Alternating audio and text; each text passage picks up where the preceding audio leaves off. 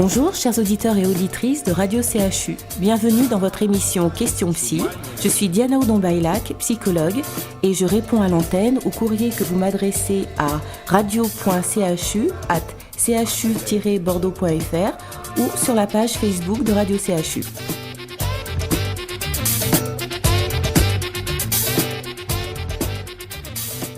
Bonjour chers amis auditeurs et auditrices de Radio CHU.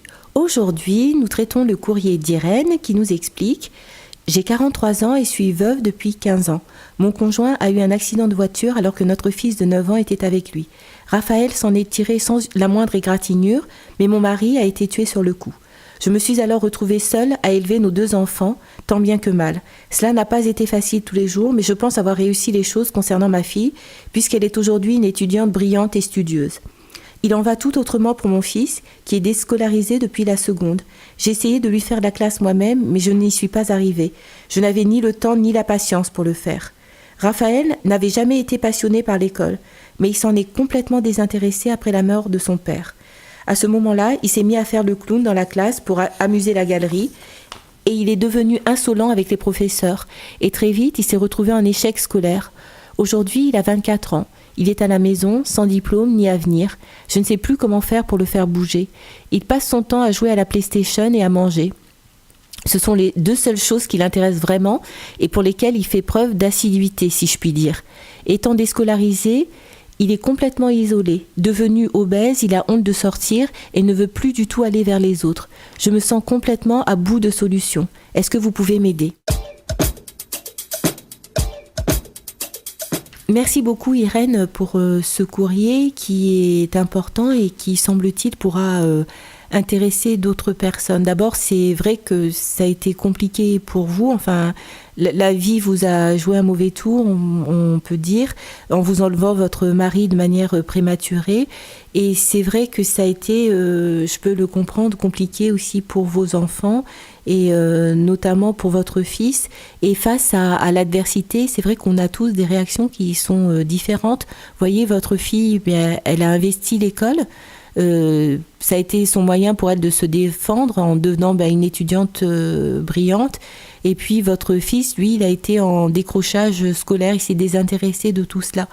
Donc c'est vrai qu'il a 24 ans aujourd'hui, ce qui peut paraître âgé, mais je me dis, et c'est la réalité, à 24 ans on est encore jeune et il a encore toute la vie devant lui pour faire quelque chose de son existence.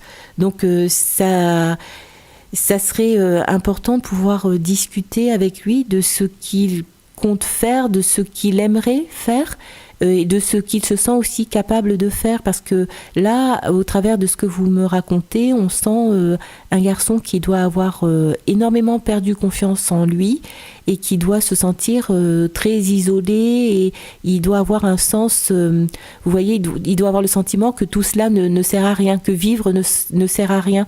Donc pour le tirer de cela, ça serait important que vous puissiez lui faire rencontrer des professionnels, vous voyez, spécialisés dans l'adolescence, la jeunesse, enfin l'enfance.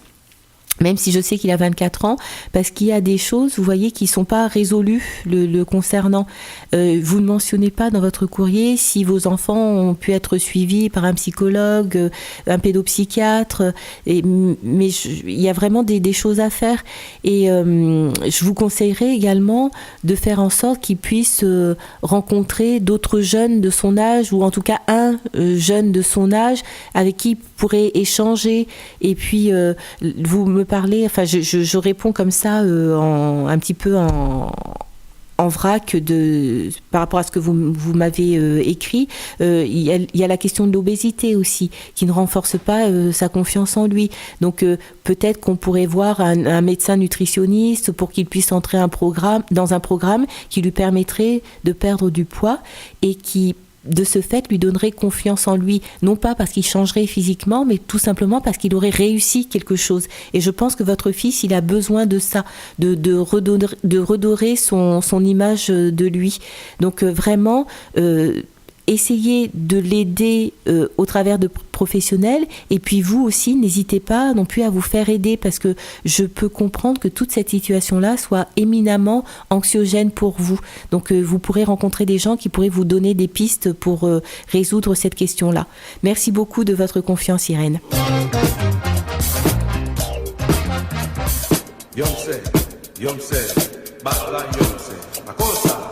Vous avez un souci, un problème, une question qui vous tracasse? Ne restez plus seul. Adressez un courrier à Question Psy, l'émission de psychologie de Radio CHU, et notre psychologue, Diana Odon-Bailac, vous apportera une réponse claire et détaillée à l'antenne, en tout anonymat. radio.chu@chu-bordeaux.fr ou sur la page Facebook de Radio CHU.